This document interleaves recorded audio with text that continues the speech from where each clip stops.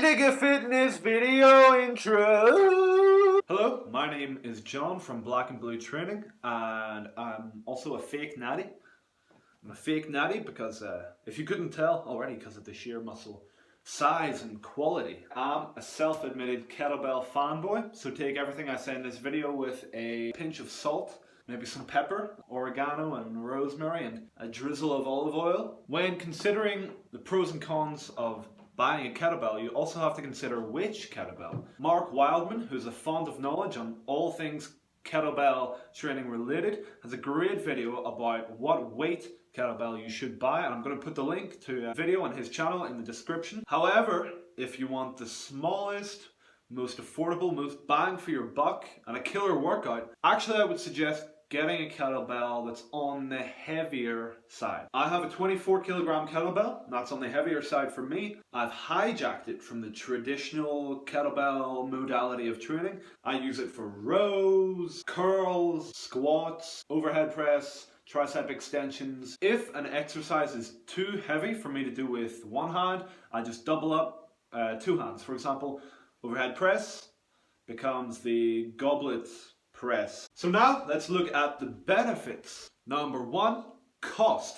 Now I see the kettlebell, buying one as an investment. Hopefully it should last for life, and it costs roughly the same price as a 3-month gym membership. A gym membership is 20 euros per month and the kettlebell costs 60. Multiply that out, it's 3 months. So after 3 months you should be breaking even with the kettlebell investment. Also, I don't really like monthly outgoing payments. They kind of... Benefit number two, it's compact.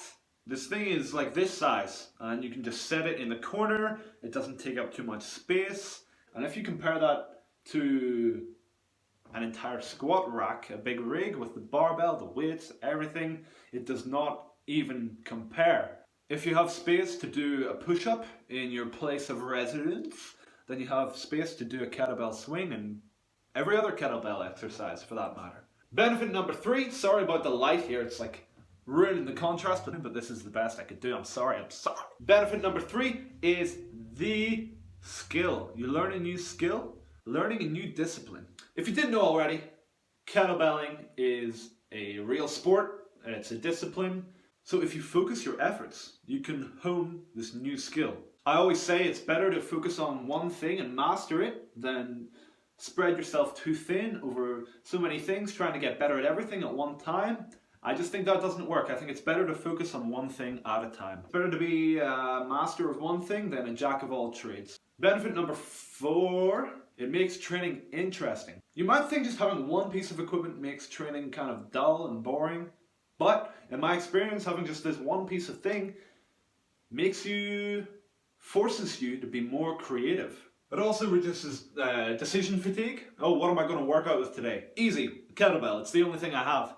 Let's just blast some exercises with this one kettlebell, that's all I have. If you compare that with a commercial gym, you go into the commercial gym, there's kettlebells, dumbbells, barbells, cables, machines, blah blah blah, suspension ropes, bands, rubber bands. The list is literally endless. Personally, I like the obscure. You know, I have the kettlebell, I play squash, not the most popular racket sport, I learn Czech. Country 10 million people, you know. I like things that are on the road less traveled. And now we come to the negatives. Most of these are actually kind of positives for me, but for some people they're not, you know, they aren't. We'll talk about them so you can make an informed decision. Drawback one, limited weight. Now you can squat much more than you can overhead press, for example. So using the same weight, you don't work within the same percentages of your 1 rep max for different exercises. This simply means you have to be more creative with your workouts. You need to use more varied exercise selection, using unilateral and bilateral exercises, for example.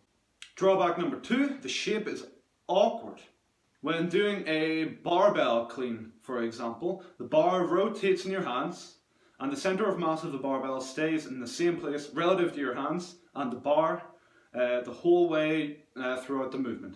But with a kettlebell, the weight relative to the handle and to your hand swivels during an exercise. During a clean, it swivels around your arm and you have to catch it in a different way.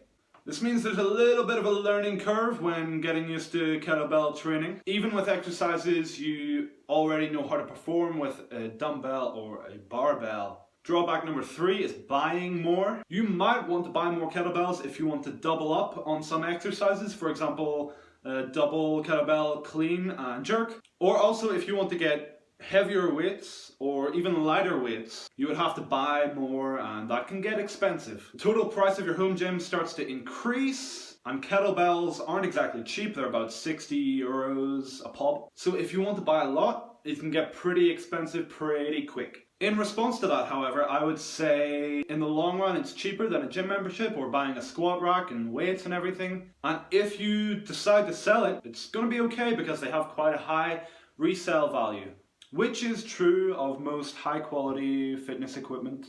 Also, the more kettlebells you buy, the more space you need to put them somewhere. I mean, actually, if you have 4 kettlebells, it still doesn't take up that much space, so this isn't too much of a problem.